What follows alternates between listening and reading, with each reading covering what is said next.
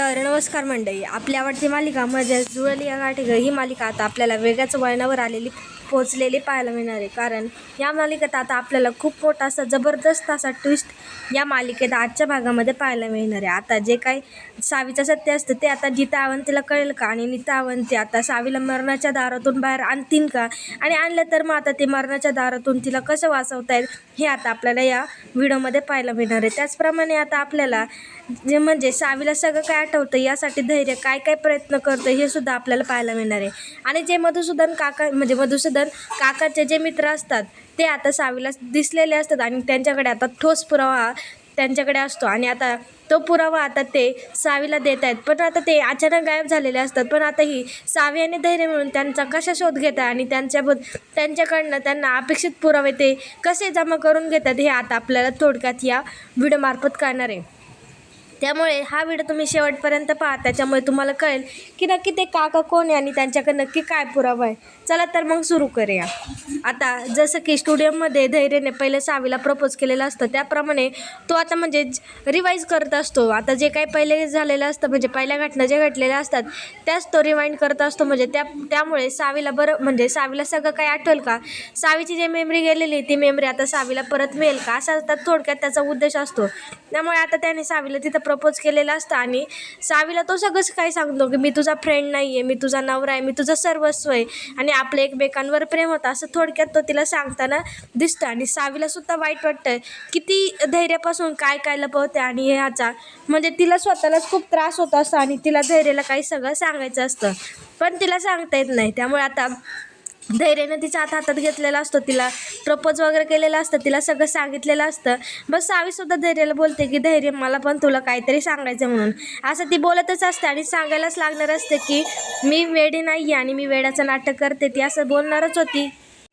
तेवढ्यात मग तिथे पराग आलेला असतो आणि पराग हे सगळं पाहतो आणि पराग मग धैर्याला सांगतो की धैर्य पोलीस तुला भेटायला आले ते. तर मग आता पराग पोलिसांना आवाज देतो आणि पोलीससुद्धा आता आतमध्ये आलेले असतात आणि आता आतमध्ये आलेले असतात आणि ते आता धैर्याला बोलतात की तुमच्या घरच्यांनी सांगितलं तुम्ही इथे म्हणून, डायरेक्ट आम्ही इथे चालू म्हणून. आणि पोलीस जसे येतात तसं सावीलासुद्धा बरं वाटतं आणि धैर्यालासुद्धा बरं वाटत असतं. कारण पोलीस आले म्हटल्यावर काहीतरी पुरावा मिळालाच असेल असं आता त्यांच्या डोक्यात असतं. तर मग आता पोलीस म्हणजे त्यांच्या लोकांना सांगतात, त्या कॉन्स्टेबलला सांगतात की त्या बाईला घेऊन ये म्हणून. आणि आता ती बाई बोलून ही दामिनी तिथे पुढे आलेलं आहे आपल्याला पाहता मिळेल. आता धैर्याला तर मोठा धक्का बसतो की काय दामिनी बाई आणि दामिनीने ॲक्सिडेंट केला आहे. दामिनी म्हणजे त्याची आई ही सावीच्या वडिलांचा कसं काय ॲक्सिडेंट करू शकते असं आता म्हणजे त्याला एक मोठा धक्का बसलेला असतो. आणि सावीला तर माहितीच असतं की तिच्या वडिलांचा जो काही ॲक्सिडेंट असतो तो हिनेच केलेला आहे. त्यामुळे तिला धीर येतो, तिला असं वाटतं की आता दामिनी मॅडमचा सगळा खेळ खल्लास होणार आणि आता जे काही सत्य आहे ते सगळं आता सगळ्यांपुढे येणार आणि तिला जे वेड्याचं नाटक करायला लागतं आहे ते सुद्धा आता तिला थांबवावं लागणार आणि जे काही सत्य आहे ते आता सगळ्यांसमोर येणार असं थोडक्यात तिला वाटत असतं. पण तसं मात्र काय घडलेलं नसतं. तर धैर्य डिसिजन घेतो आणि धैर्य पोलिसांना बोलतो की अहो तुम्ही काय करताय म्हणून, आणि तुम्ही माझ्या आईला का इथे बोलवले, माझ्या आईला का तुम्ही माझ्यासमोर ठेवले असं थोडक्यात त्या पोलिसांना विचारतो. तर मग ते पोलीस बोलतात की अहो सॉरी मिस्टेक झाली म्हणून, ह्या त्या बाई नाहीत. मग ते पोलिसांना ओरडतात आणि परत आता जी कोणी खरी बाई आहे ना म्हणजे ती खोटीच असते त्या बाईला आता ते पुढे यायला सांगतात. आता ती महिला आलेली असते. आता धैर्याला माहिती नसतं की हा ॲक्सिडेंट नक्की तिनंच केलेला आहे, पण सावीला माहिती असतं की हा ॲक्सिडेंट दामिनीने केलेला आहे, ही कोणीतरी वेगळीच बाई असं तिला हे माहिती असतं. पण ती आता धैर्याला कसं काय सांगणार की तुझ्या पुढे जे सगळं येतं आहे ते सगळं खोटं आहे म्हणून, आणि माझ्या वडिलांचा ॲक्सिडेंट हा दामिनीनेच केलेला आहे असं. आता ती पुरावे तिच्याकडे काही कोणते पुरावे नसतात, त्यामुळे आता तिलाही काय असं सांगता येत नाही. त्यामुळे आता मग मोठा ट्विस्ट आता सावीच्या पुढे आलेला असतो. मग सावीच्या लक्षात येतं की हिने पोलिसांना पैसे दिले असतील आणि ही खोटी बाई उभी केली असेल. मग ती त्या बाईला विचारते. तर मग त्या ज्या काही बाई असतात त्या बोलतात की माझा नवरा पिऊन गाडी चालवायचा आणि तो म्हणजे त्याच्याच हातनं तुमच्या सासऱ्यांचा ॲक्सिडेंट झाला असं आता तिने धैर्याला सांगितलेले. आणि या सगळ्यावर आता धैर्याचा विश्वास बसतो कारण आता पोलिसांनी त्या बाईला पकडलेलं असतं आणि तो आता माणूस मेलेला असतो. त्याच्यामुळे आता पुढील चौकशी करायला त्यांना काही अर्थच नसतो कारण तो माणूस मेलेला आहे, एक्सपायर झालेला आहे. त्यामुळे आता त्या बाईकडे कशी काही मागणी म्हणजे तिची कशी काही विचारपूस करायची हा प्रश्न आता धैर्याच्या डोक्यात घुमत असतो. आणि आता मग दामिनी बोलते की केस इथंच संपली म्हणून, आणि ते सगळे आता पोलिसांचे आभार मानताना आपल्याला दिसून येणार आहेत. कारण आता केस तर बंद झाली असं धैर्याला वाटतं, पण आता सावीच्या डोक्यात मात्र वेगळाच प्लॅन झालेला असतो. त्यामुळे आता धैर्याला म्हणजे काही कामासाठी म्हणजे कागदांवर सह्या करण्यासाठी आता पोलिसांनी त्याला स्टेशनमध्ये नेलेलं असतं. तर धैर्य तिथे जातो आणि मात्र सावी परागरीन हे ती स्टुडिओमध्येच असतात आणि आता सावीची जबाबदारी हे दोघे पाहतात. त्यामुळे आता सावी चिडलेली असते, सावी रडत असते. सावी त्या दोघांना सांगते की हे नक्कीच दामिनी मॅडमने पैशांनीच जुळून आणले असेल. त्यांना असं वाटतं की पैसा सगळं काही करू शकतो, पैशामुळे सगळी कामं होऊन जातील असं आता त्यांना वाटलेलं असतं. पण मात्र तसं काही होणार नसतं. हे सगळं त्यांना म्हणजे त्या दामिनीला असं वाटत असतं की पैसा दिला म्हणजे पोलीस गप्प बसतील, म्हणजे तिच्या मनाप्रमाणे सगळं काही होईल असं नसतं. पण आता जे काही सत्य हे थोड्याच दिवसांमध्ये समोर येणार असतं हे तिला माहिती नसतं. तर सावी बोलते की दामिनी मॅडम, तुमचा घडा आहे ना जो खोट्याचा तो आता भरलेला आहे आणि तुमचं सगळं सत्य आता मी स्वतः समोर आणीन आणि फक्त मला थोडेच दिवस द्या. असं आता म्हणजे एक प्रकारे सावीने एक विडाच उचललेला असतो आणि तिला जे काही सत्य आता ते सगळ्यांसमोर आणायचंच असतं. आणि ती आता खूप रागात असते. तिला असं खूप तिची तळपाची आग एकदम मस्तकात गेलेली असते. कारण आता या दामिनीचं म्हणजे तिने आता गाडीचा नंबर मिळवला होता, पुरावे मिळवले होते. ते पुरावेसुद्धा आता या दामिनीने पैसा देऊन नष्ट केले. पण पैशामुळे काय सगळी कामं होत नसतात हे बाकीच्यांना माहिती, पण आता हे दामिनीला माहिती नसतं. त्यानंतर मग आता सगळे घरात असतात आणि मग आता सगळ्यांचा एकच टॉपिक चालू झालेला असतो की आता धैर्याने हे सगळं मिळवलं आहे, स्वतःच्या कष्टाने केलेलं आहे. आणि धैर्याने जे काही पुरावे गोळा केलेले त्या पुराव्यांचा आता म्हणजे ते पुरावे पोलिसांच्या हाती लागून आता सावीच्या बाबांचा जो कोणी गुन्हेगार आहे तो आता समोर आलेला आहे. पण आता तोच एक्सपायर झाला आहे. त्यामुळे आता पुढची काही त्यांना चौकशी म्हणजे पुढची जी काही केसची प्रोसेस असते ती केसची प्रोसेस आता त्यांना थोडक्यात तिथे करता येणार नसते. तिथे धैर्य आपल्याला असं बोलताना दिसतं की त्याच्या डोक्यावरचं खूप मोठं ओझं आता कमी झालेलं असतं. तर मग आता त्याला तिथे विलास असं टोमणा मारतो की हां आता तू म्हणजे ह्याच्याकडे जरा कमी लक्ष देशील आणि आता तुझं लक्ष जरा कामाकडे लागेल असं आता तो थोडक्यात बोलताना आपल्याला दिसतोय. आणि आता तुम्हाला एक प्रश्न पडलाच असेल की आता एक व्यक्ती दामिनीच्या ताब्यात आहे, पण आता दामिनीने त्याला का किडनॅप केलं आणि तो व्यक्ती तिथं का करतोय आणि तो व्यक्ती असा नक्की कोण आहे असं सगळा प्रश्न पडला असेल. तर तो व्यक्ती आता मधुसूदन नाईक यांचा मित्र आहे आणि ज्या गाडीने दामिनीने त्याचा ॲक्सिडेंट केलेला असतो त्या गाडीची म्हणजे पूर्ण डिटेल आता म्हणजे मधुसूदन आणि हिचं दामिनीचं नातं काय होतं हे सगळं त्यांना माहिती असतं. आता त्यामुळेच आता ह्या दामिनीने त्यांना किडनॅप केलेलं असतं. कारण ह्याने कोणता पुरावा पोलिसांना सांगू नये आणि धैर्याला माझ्या बाबतीत काही सांगू नये. त्यामुळे दामिनी सावध राहील आणि दामिनीला जो काही धोका निर्माण होणार असतो तो आता थोडक्यात बचावेल. यासाठी आता तिने त्या माणसाला म्हणजे त्या काकांना तिने किडनॅप केलेलं असतं. खरं तर ते काका आता मधुसूदन नाईक असतात, त्यांचे मित्र असतात. आणि मग आता जे काही म्हणजे आता धैर्याला कोणीतरी पोलिसांचा नंबर म्हणजे त्या गाडीचा नंबर वगैरे पाठवलेला असतं हे सगळं तर आता दामिनीला कळलेलंच असतं. तर मग दामिनीचा असा गैरसमज होतो, तिला असं वाटतं की हा नंबर त्यानेच म्हणजे धैर्यापर्यंत पोहोचवला असेल. पण खरं तर तो नंबर सावीने शोधून काढलेला असतो हे तर तिला माहितीच नसतं. त्यामुळे आता ती त्या काकांवर दबाव टाकते आणि त्यांना विचारते की हा नंबर खरं सांग म्हणून तूच म्हणजे धैर्यापर्यंत पोहोचवला तू नंबर हा कोणामार्फत पोहोचवला आणि तू हे सगळं का करते असं सगळं ती आता त्या काकांना विचारत असते. पण त्या काकांनी खरंच काही केलेलं नसतं. त्यामुळे ते तिला सांगतात की मी काहीच नाही केलं, मी का असं करू म्हणून मला तुम्ही इथे किती दिवस झाले तुम्ही मला इथे किडनॅप करून ठेवले तर मी असं का करेल असं आता ते काका बोलत असतात. त्यामुळे आता त्या काकांना तर हिने धमकीच दिलेली असते. पण आता हिच्या धमकीचं फळ कुठपर्यंत चालतंय आणि पण आता ते काका तिथे पण आता जो कोणी या पुराव्यांच्या मागे सूत्रधार आहे तो आता वेगळाच असतो हे तर त्याला माहितीच नसतं.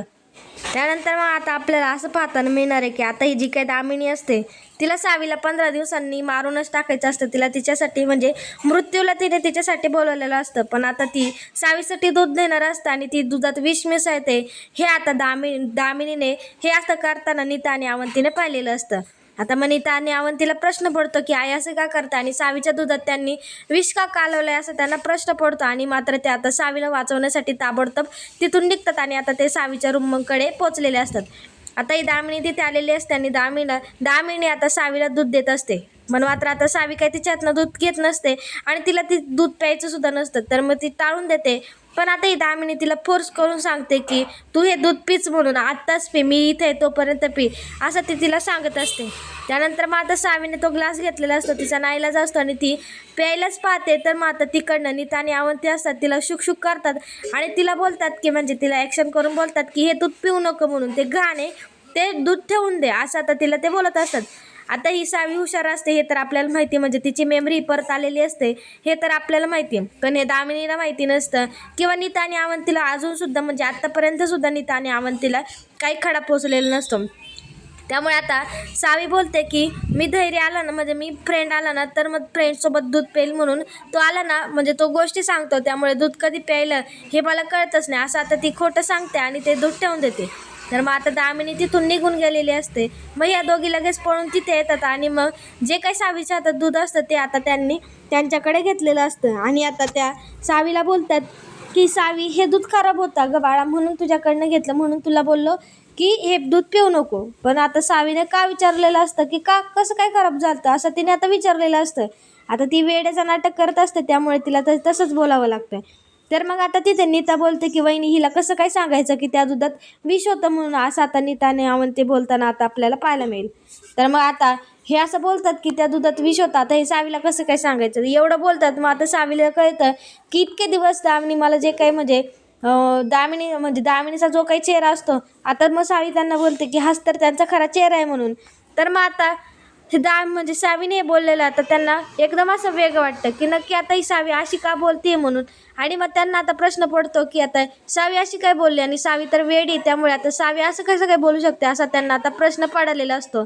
तर मग आता ते सावीला म्हणजे सावी त्यांना बोलते की हाच खरा चेहरा आहे म्हणून त्यांचा, ते म्हणजे त्यांचं एक गुण लपवण्यासाठी ते 1000 गुन्हे करतात हे त्यांचंसुद्धा, मग त्यांना त्यांचंसुद्धा कळत नाही. आणि त्यांचा हे करण्याचा प्लॅन हे आता फक्त त्यांचा एवढा प्लॅन आहे की आता मला मारून टाकायचं आणि सगळे पुरावे नष्ट करून टाकायचे असा त्यांचा आता प्लॅन आहे. असं आता सावीने दामिनीचा जो काही प्लॅन असतो तो नीता आणि अवंतीला सांगितलेला असतो. पण या दोघींना कळत नाही की सावी तर वेडी झाली ती, सावीची जर मेमरी लॉस झाली आणि सावी अचानक हे असं का बोलते. तर मग त्या म्हणजे सावीकडे येतात आणि सावीला बोलतात की सावी तू बरी झाली का, तू वेडी नाही आहेस का, असं आता त्या दोघांनी आता सावीला विचारलेलं आपल्याला पाहायला मिळतं. तर मग सावी बोलते की हो मी वेडी नाही आहे म्हणून मी वेड्याचं नाटक करते. आणि दामिनीचं म्हणजे वेड्याचं नाटक का करते, तर मग आता सावी तिथे सगळं काय सांगते की मी वेडी आहे, मला तुमची गरज आहे आणि दामिनी मॅडमचा जो काही सत्य आहे, जो काही खरा चेहरा आहे तो मला धैर्यांना दाखवून आणायचा असं ती थोडक्यात आता तिथे बोलताना आपल्याला दिसते. कारण आता म्हणजे तिला एकटीला असं काही करून तिला जमणार नसतं, तिला एकटीला असे पुरावे जमा करण्यासाठी जमणार नसतं, तिला अजून कोणीतरी सोबत हवी असते. म्हणून आता जे काही सावीने तिचं जे काही सत्य असतं ते आता नीता आणि अवंतीला सांगितलेलं असतं आणि आता तिने तिच्यासाठी म्हणजे पुरावे गोळा करण्यासाठी त्यांची मदत मागितलेली असते. मग आता ह्यांनासुद्धा आता सावी आवडत असते, सावीवर ह्यांचा विश्वास असतो, त्यामुळे आता ह्यासुद्धा नीता आणि अवंतीसुद्धा आता सावीला मदत करण्यासाठी तयार झालेल्या असतात. आणि मग आता सावी त्यांना बोलते की उद्या दिंडी येणार आहे आपल्याकडे आणि आता त्या दिंडीमध्येच आपल्याला खूप मोठं असं एक पुरावा मिळणार आहे आणि तो पुरावा आपल्याला मिळवायचा आहे आणि उद्याचाच दिवस फक्त, आणि उद्याच्या दिवसानंतर जे काही दामिनीचं सत्य आहे ते सगळ्यांच्या उघडकीस येईल असं आता त्यांनी प्लॅन केलेला असतो आणि आता त्यांच्या प्लॅनची सुरुवात झालेली असते. त्यानंतर मग आता दिंडी टेकडीच्या मंदिराच्या जवळ आलेली असते आणि आता हे जे काही मुजुमदार फॅमिली असते ती मुजुमदार फॅमिलीसुद्धा आता तिथे आलेली असते असं आता आपल्याला पाहायला मिळणार आहे. आणि सगळे आलेले असतात. पण मात्र आता इकडे जे काकांना दामिनीने किडनॅप केलेलं असतं ते काका आता सुटणार असतात. तर का आता जो काही त्यांच्या म्हणजे त्यांच्यावर वॉच ठेवणारा माणूस असतो त्याला जेवायला जायचं असतं आणि हे काका झोपायचं नाटक करतात. मग आता तो माणूस गेलेला असतो आणि त्या काकांना आता चान्स मिळतो तिथनं सुटण्याचा, त्यामुळे आता ते पुरेपूर आता तिथे सुटण्याचा प्रयत्न करताना आपल्याला दिसणार आहे. आता सगळेजण वारीसाठी चाललेले असतात आणि आता जी विठोबाची काही दिंडी असते ती आता विठोबाची दिंडी ही मुजुमदारांच्या हातानं तिच्या म्हणजे दिंडीची थोडक्यात पूजा होणार असते आणि ती पूजा आता सावी करणार असते. त्यामुळे आता धैर्य ते सावीला सांगतो की सावी इथे खूप गर्दी होतील, खूप माणसं येतील, त्यामुळे तू काय माझा हात सोडू नको. आणि मग आता सावीने त्याचा हात घट्ट पकडताना आपल्याला दिसणार आहे. त्यानंतर आता जशी रखुमाई विठ्ठलाच्या सोबत असते तशीच आता सावीसुद्धा तिच्या धैर्यासोबत सोबत असते असं म्हणायला आपल्याला काय हरकत नाही. पण आता तेच आपण उलटं करूया की आता धैर्य हा सावीच्या सोबत आहे, विठुराया हा रुक्मिणीच्या सोबत आहे असं आपण बोलायला काही हरकत नाही. त्यानंतर मग आता तिथे पालखी आलेली असते. आता पालखीत जे काही खेळ खेळलेले जातात आता म्हणजे फुगड्या किंवा आपला पारंपरिक जो नाट्य असतं, पारंपरिक जे डान्स असतात ते आता तिथे आपल्याला खेळताना तिथे पाहताना मिळते. तर मग आता जो काही वारीमधला आनंद असतो तो आनंद आता सावीला घ्यायचा असतो आणि आता वारीमधला जो काही आनंद असतो म्हणजे नाचणं, खेळणं, फुगडी खेळणं, हा सगळा आनंद आता सावी तिथे घेत असते. त्यानंतर मग आता ही दामिनी तर पाहतच असते. दामिनी बोलते, तू हवा तितका एन्जॉय कर, पण आता तू काही दिवसांनी मरणार आहे आणि मरण आता तुझ्या काही जास्त लांब नाही आहे. त्यामुळे तू किती काय आनंद व्यक्त करायचा, किती काय आनंद साजरा करायचा आहे, तू तेवढा आनंद साजरा करून घे, असं आता दामिनीने बोललेलं तिथं आपल्याला पाहायला मिळणार आहे. त्यानंतर मग आता सावित्री जर तिचा आनंद व्यक्त करत असते, ती आनंदी असते, पण आता ती धैर्याला सुद्धा बोलवते आणि विठ्ठल रुक्मिणीची जोडी सोबत असते आणि मग आता ते म्हणजे जोडीने खेळत असतात. त्यानंतर मग धैर्याला एक बाबा दिसतात आणि ते बाबा एकदम असे विठुरायासारखे तिथे उभे असतात आणि ते बाबा आता धैर्याला बोलतात की आजचा दिवस हा तुझ्यासाठी खूप आनंदाचा आहे आणि खूप महत्त्वाचा आहे. तुझ्या डोळ्यातलं दुःख मला दिसतंय आणि तुझ्या डोळ्यातलं दुःख हे तुझ्या ओठ्यांवर येत नाही, पण मला दिसतंय. आणि विठुराया हा असाच असतो की तो अनेकांची जी काही दुःख असतात तो ती दूर करतो आणि त्यांना सुख लाभून देतो, त्यांना आनंदी ठेवतो, असं थोडक्यात आता त्या बाबांनी सांगितलेलं आपल्याला पाहायला मिळते. आणि ते बाबा आता त्याला बोलतात की तू आणि तुझी जी कोणी म्हणजे ती तुझी जी रखुमाई आहे ती आणि तू ही जी काही विठुरायाची जी काही पालखी आहे, जी काही दिंडी आहे, ती तुम्ही दोघं जोडीने देवळात ठेवा म्हणून. त्यामुळे आता तुमच्या मागे जी काही पिढा लागलेली आहे ती सगळी दूर होईल, असा आशीर्वाद ते बाबा धैर्याला देतात आणि त्याच्या कपाळावर हात ठेवतात. आणि त्या कपाळावर हात ठेवल्यानंतर त्याच्या म्हणजे त्याच्या डोक्यावर जो काही चंदनाचा टिळा असतो तो आता धैर्याच्या डोक्यावर लागलेला आता आपल्याला पाहायला मिळतं.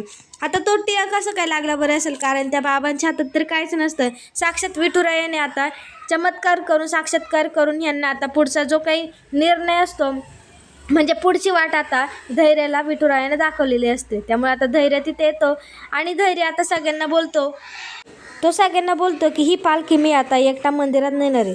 तर मग आता सगळे चक्क होतात, सगळे त्याला बोलतात की एकटी म्हणजे तू एकटा पालखी नेऊ नको, पालखी खूप जड आहे आणि काय जर अनर्थ झाला म्हणजे काय पालखीला जर काय झालं तर खूप मोठा अनर्थ होईल, असं आता सगळे त्याला बोलताना दिसणार आहेत. तर मात्र आता धैर्याला साक्षात विठुरायाने चमत्कार करून त्याला पुढची वाट जी काय असते ती आता दाखवलेली असते. आता सावी तर वेडी असते आणि सावी तर तिच्या नादाचाच असते. त्यामुळे हा धैर्य स्वतः एकटी पालखी उचलतो आणि तो डोक्यावर ठेवतो. पण मात्र आता जशी काही धैर्याने पालखी उचललेली असते तसं आता तिथे वारा चालू झालेला असतो आणि सगळ्यांच्या डोळ्यात आता धूळ वगैरे गेलेली असते. आता सगळ्यांना काहीच कळत नाही की धैर्याने एकट्याने पालखी उचलली, ती पालखी हालत वगैरे असते आणि आता ती पालखी म्हणजे खाली पडणारच असते. तर तेव्हा आता धैर्याची रुक्मिणी येते म्हणजे सावी येते आणि सावीने आता त्या पालखीला हात दिलेला असतो. आता विठुरायाची अशीच हे असते, त्यांना असं वाटत असतं की ही दोघं जे म्हणजे सावी आणि धैर्य आहेत त्यांच्या दोघांकडनंच ही जी काय पालखी ही जी काय दिंडी आहे ती आता दोघांच्या हातनंच आता देवळात गेलेली पाहिजे, असं आता म्हणजे देवाचा चमत्कारच असतो. त्यामुळे आता सावीने त्या पालखीला हात दिलेला असतो आणि बरोबर आता त्या नवरा बायकोने आता पालखीला धरलेलं असतं. सावी धैर्याला बोलते की फ्रेंड मी पण तुला मदत करणार, आपण दोघं मिळून पालखी आतमध्ये नेऊ म्हणून आणि तुला मग जास्त जड पण नाही होणार, असं आता सावी बोलते. आणि सावीने सुद्धा आता पालखीला हात दिलेला असतो आणि आता दोघांनी एकमेकांच्या खांद्यावर पालखी घेऊन आता ती पालखी देवळात नेत असतात. आता मग सगळेजण तिथे टाळ्या वाजवत असतात, कारण या दोघांनी नवरा बायकोने ती पालखी आता देवळात आणलेली असते आणि ती पालखी आता त्यांनी तिथे ठेवलेली सुद्धा असते. आता हा सगळा जो काही चमत्कार असतो हा साक्षात विठुरायानेच केलेला असतो, पण हे सगळं कोणाला कळलेलं नसतं. आणि मग आता तिथे सावी विठुरायाच्या पाय पडत असते आणि विठुरायाला बोलते की माझ्या बाबांचं जे काही म्हणजे अपघात झाला आहे आणि तो सावीनेच केला आहे, आता तो अपघात करणारी जी व्यक्ती म्हणजे ती दामिनी ती आता सगळ्यांच्या पुढे येऊ द्या आणि सगळ्यांना कळू द्या दामिनीचं जे काही सत्य आहे ते आता सगळ्यांच्या पुढे येऊ द्या. थोडक्यात असं तिने विठुरायाकडे प्रार्थना केलेली असते आणि ती प्रार्थना करते. तेवढंच मात्र तिला विठुरायाच्या मूर्तीच्या मागे ते काय काका असतात ते आता तिला तिथे दिसतात. आता ती बरोबर त्यांना ओळखते, कारण सावीला माहिती असतं की तिचे बाबांचे हे मित्र आहे, तिचे फ्रेंड आणि ह्यांच्याकडे नक्कीच काही ना काहीतरी पुरावा असेल हे तिला माहितीच असतं. त्यामुळे आता ती म्हणजे जसे ते तिला दिसतात आरती होते सगळं होतं आणि मग ती त्यांना आता पूर्ण तिथे शोधायला जाते. आता ती त्यांना शोधत असते आणि मग आता खूप वेळ सावी त्यांना शोधत असते, पण आता ते काका काही मात्र तिला दिसत नसतात. आता नीता अवंती सुद्धा तिच्यासोबत असतात आणि ते सुद्धा आता सावीला म्हणजे सावी काय करते, सावी नक्की कोणाला शोधते याचा ते आता सुद्धा प्रयत्न करत असतात. त्यानंतर मग आता जे काही काका असतात ते काका टेम्पोजवळ उभे असतात आणि सावी मात्र आता धैर्याला खोटं सांगून इकडे बाहेर आलेली असते, म्हणजे नीता आणि अवंतीच्या मदतीने ती बाहेर आलेली असते. कारण तिला काही करून त्या काकांना शोधायचं असतं, त्या काकांना भेटायचं असतं आणि त्या काकांशी भेटून तिला हे सगळं जे काही सत्य आहे ते सगळं आता त्यांना सांगायचं असतं. आता तिला माहिती नसतं की काकांना सुद्धा माहिती की हा ॲक्सिडेंट दामिनीने केलेला आहे, पण आता तिला ते सगळं ते सत्य काय असतं ते आता त्या काकांना तिला सांगायचं असतं. पण आता काकांकडे तर काही जास्त वेळ नसतो. ती आता पूर्ण त्यांना शोधत असते आणि ते काका फायनली तिला त्या टेम्पोजवळ दिसतात. आता तिथनं पालखी जाते आणि ते काका गायब होताना आपल्याला दिसणार आहे. आता मग सावीला ते काका नक्की कुठे गेले हे काहीच कळत नाही, कारण तिथून खूप अशी लोकं गेलेली असतात आणि आता ते काका तिच्या नजरेआड झालेले असतात. पण मात्र आता ती म्हणजे धावपळ करते आणि मात्र ती तिथपर्यंत गेलेली असते आणि ती सुद्धा तिच्यासोबत असतात आणि ती तिथे टेम्पो जवळ जाऊन शोधते की काका कुठे गेले. इकडे तिकडे पाहते तरीसुद्धा तिला ते काका तिथे दिसलेले नसतात. पण मात्र आता इकडे म्हणजे सावीला सगळेजण शोधतात. आता धैर्यसुद्धा बोलतो की सावी माझ्याकडनं म्हणजे सावी काही चुकली वगैरे आहे का, सावी जाऊन खूप असा वेळ झाला आहे, अजून किती यांना वेळ लागणार आहे, ह्या नक्की काय करता, असा तर सगळ्यांनाच प्रश्न पडलेला असतो आणि सगळे आता सावीला शोधण्याचा प्रयत्न करत असतात. पण सावी मात्र आता इकडे पुरावा शोधण्यासाठी आलेली असते आणि ती काकांना शोधण्यासाठी आलेले असते हे फक्त आता नीता आणि अवंतीलाच माहिती असतात. कारण आता नीता आणि अवंती तिला मदत करणार असतात आणि त्यांना जे काही सावीचं सत्य आहे, आता म्हणजे सावी बरी झाली, तिची मेमरी परत आली, हे फक्त आता त्या दोघींनाच माहिती असतं. म्हणजे त्यांना सावीने आता सांगितलेलं असतं. थोडक्यात असं आपल्याला पाहायला मिळेल की आता म्हणजे सावी तिच्या पुराव्यांच्या जवळ येत असते, पण ते पुरावे तिला मागे खेचत असतात. पण असं सुद्धा असू शकतं ना की ती मागे जाते, तिला दुसरे म्हणजे तिला हा पुरावा मिळत नाही तर तिला तो पुरावा मिळतोय. पण एक दिवस मात्र सावीला खूप मोठा असा पुरावा मिळेल आणि त्या पुराव्यामुळेच आता दामिनी डायरेक्ट अटक होऊ शकते. तिला आता बाकीच्या पुराव्यांची गरज नाही लागणार, असं आता सावीला पुरावा मिळणार असतो. त्यानंतर आता ती काकांना शोधण्यासाठी तर टेम्पोजवळ गेलेली असते, पण मात्र आता तिला ते काका काही तिथे दिसत नसतात. मग मात्र आता इकडे धैर्य सावीला शोधत असतो. त्यामुळे आता नीता आणि अवंती तिला बोलते की सावी चल म्हणून, आता खूप उशीर झालाय म्हणून. पण मात्र आता त्या म्हणजे त्या टेम्पोला आता सावीची साडी जी काय ती तिथे आपल्याला अडकताना दिसते. त्यानंतर मग आता सावी ते निरखून पाहते, सावीची साडी तिथे अडकलेली असते आणि तिथे एक गाडीचा नंबर म्हणजे 4008 असं लिहिलेलं असतं. आणि मग सावी आता असा तिथे विचार करते की हा नंबर काकांनीच लिहिला असेल का, हा नंबर नक्की काय आहे आणि हाच नंबर त्यांनी असं इथं का लिहिलं आहे, असं आता म्हणजे तिला तिथे प्रश्न पडत असतो. त्यानंतर मग आता तिचं असं लक्षात येतं की तो नंबर एखाद्या गाडीचा असू शकतो किंवा म्हणजे तिच्या बाबांचा जो ॲक्सिडेंट झालेला असतो त्या गाडीचा हा नंबर असू शकतो, असं आता थोडक्यात तिने डोक्यात तिच्या फिरवलेलं असतं. असं तिला वाटतं की हा नंबर तोच असू शकतो, असं आता तिला तिथे वाटत असतं. त्यानंतर मग आता सावीला तर ह्यांनी दोघींनी आणलेलीच असते, कारण आता सावीला सगळे शोधत असतात आणि खूप वेळ झालेला असतो. सावी धैर्याच्या नजरेआड झालेली असते, त्यामुळे तो सुद्धा तिथे हायपर झालेला असतो. कारण त्याला असं तिथं वाटतं की सावी आता वेडी आणि सावी जर म्हणजे अशी कुठं हरवली तर तिला शोधणं मात्र खूप कठीण जाईल, असं थोडक्यात त्याला वाटत असतं. पण त्याला अजून माहिती नसतं की त्याची सावी जी असते तिला सगळं काय आठवत असतं आणि ती बरी झालेली असते, असं आता त्याला काही माहितीच नसतं. त्यामुळे तो असं रिॲक्ट करत असतो. त्यामुळे आता नीता आणि अवंतीने सावीला आता म्हणजे तिथे मंदिरात नेलेले असते आणि धैर्याने मात्र आता सावीला पाहिलेलं असतं आणि मग त्याच्या जीवात जीव आलेला आता आपल्याला पाहायला मिळणार आहे. पण आता सावीला तर तो नंबर काढलेला असतो, पण आता तो नंबर ती आता धैर्याला कसं काय सांगणार आणि नक्की ती गाडी 4008 नंबरचीच आहे का, किंवा आता त्या काकांनी तो नंबर काय वेगळं काही दर्शवण्यासाठी म्हणजे वेगळा काही पुरावा असू शकतो का त्या नंबर मागे, असा आता सावीच्या डोक्यात म्हणजे भरपूर प्रश्न असे तिच्या डोक्यात चालू असताना आता आपल्याला पाहायला मिळणार आहे. पण आता तो नक्की नंबर कशाचा असेल हा आता तिच्या मनात प्रश्न असतो. त्यामुळे आता सावीला काय करून जो काही गाडीचा नंबर आहे तो आता धैर्यपर्यंत तिला पोहोचवायचा असतो. आता ती तो नंबर कसा काय पोहोचवते, आता तो नंबर तर तिने धैर्यपर्यंत पोहोचवलेलाच असतो. त्याच्यानंतर आता आपल्याला पुढील भागात असं काही पाहायला मिळणार आहे की आता हे खूप असं इंटरेस्टिंग असणार आहे. आणि आता फायनली विठुरायाच्या साक्षीने आता दामिनीचं जे काही सत्य आहे ते आता सगळ्यांसमोर येणार असतं आणि दामिनीला आता मोठ्यातली मोठी शिक्षा आता ही होणार असते. तर मग आता नक्की शिक्षा काय असते आणि आता सगळं काही कसं काय होतं हे आता आपल्याला पाहायला मिळणार आहे. तर मग आता असं होतं की सावीने तो नंबर आता पुन्हा धैर्याला दिलेला असतो आणि हाच गाडीचा नंबर आहे त्याने तिला म्हणजे तिने त्याला सांगितलेलं असतं. आणि आता म्हणजे धैर्याला सुद्धा असा प्रश्न पडतो की त्या बाईला तर समोर आणलेली होती आणि जे काही म्हणजे जी काही केस असते ती मिटलेली असते, म्हणजे थोडक्यात त्या पोलिसांनी ही खोटी बाई आणलेली असते हे आता त्याला कळतं. आणि त्याचबरोबर म्हणजे आता सावीला त्याला तेच दाखवून द्यायचं असतं की तुझ्यासमोर जी बाई आणली म्हणजे जे काही पुरावे सादर केले ते पुरावे खोटे आणि त्या महिलेने तिच्या वडिलांचं ॲक्सिडेंट केलंच नाही असं आता थोडक्यात तिला सांगायचं असतं. मग ते काका आता तिला परत मिळतात, कारण आता दामिनीला तर कळलेलंच असतं की तो आता सुटला आणि त्याच्यानंतर आता दामिनीचं सगळं जे काही सत्य आहे ते आता काही ना करून समोर येणार.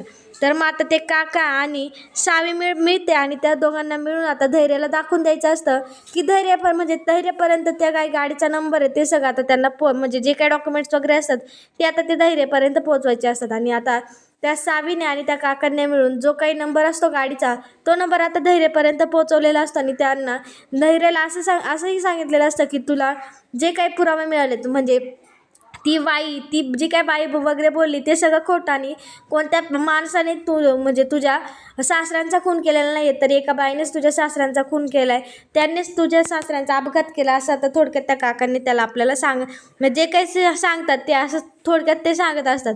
त्यानंतर मग आता धैर्याला कळतं की म्हणजे ह्याच्या मागे कोणीतरी बाई आणि धैर्याला तर आता गाडीचा नंबर मिळालेला आहे, त्यामुळे आता त्या तो स्वतः आता ह्या सगळ्याची चौकशी करतो, कारण त्याचा जो काही पोलिसांचा विश्वास असतो तो सुद्धा आता पोलिसांवरचा विश्वास तो आता तुटलेला असतो. त्यामुळे आता धैर्य जे काही होणार असतं, जे काही करणार असतं ते आता धैर्यच स्वतः करणार असतो. त्यामुळे आता त्याने त्या गाडी मालकाचा नंबर असतो त्याच्या मार्फतानं त्यांनी जो काही त्याचा ट्रान्सपोर्ट असतो तो तिथे गेलेला असतो आणि जो काय आता त्याला गाडीचा नंबर मिळालेला असतो ते गाडी तो चेक करतो आणि ज्या काही कॉम्प्युटरवर डिटेल असतात म्हणजे त्या दिवशी ही गाडी नक्की कोणत्या व्यक्तीने घेतली होती हे आता सगळं धैर्याला कळलेलं असतं.